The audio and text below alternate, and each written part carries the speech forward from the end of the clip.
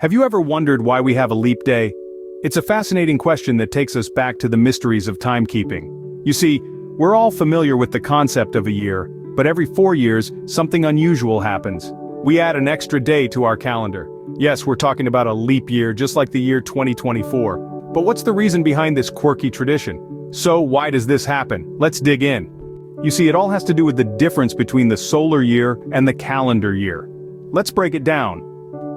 A solar year, which is the time it takes for the Earth to complete a full orbit around the Sun, isn't a clean round number. It's about 365.25 days. Yes, that's right, a quarter. Now on the other hand, our calendar year is a neat and tidy 365 days. This might seem like a small discrepancy, just about a quarter of a day each year, but these tiny fractions add up over time. As years pass, this difference accumulates, and our calendar year slowly starts to drift out of sync with the solar year.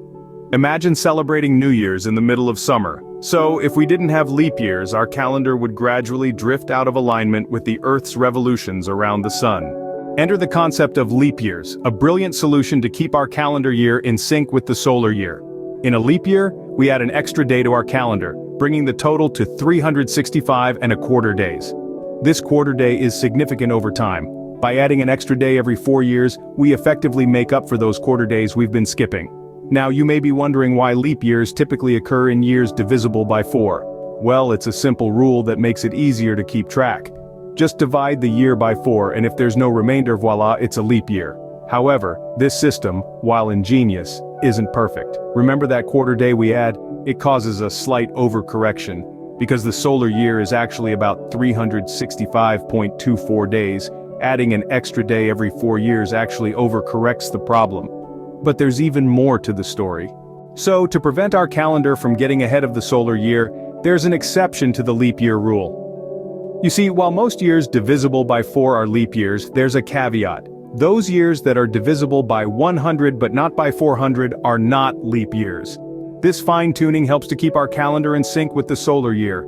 It's a delicate balance, but it works. And that, in a nutshell, is why we have leap years. In summary, leap years are a fascinating solution to a complex problem. They help align our calendar year with the solar year. That's actually about 365.25 days long. To balance this, we add an extra day every 4 years, making it a leap year. However, there's an exception. Centuries not divisible by 400 skip the leap day, keeping our calendar in check. So next time February 29th rolls around, you'll know exactly why it's there.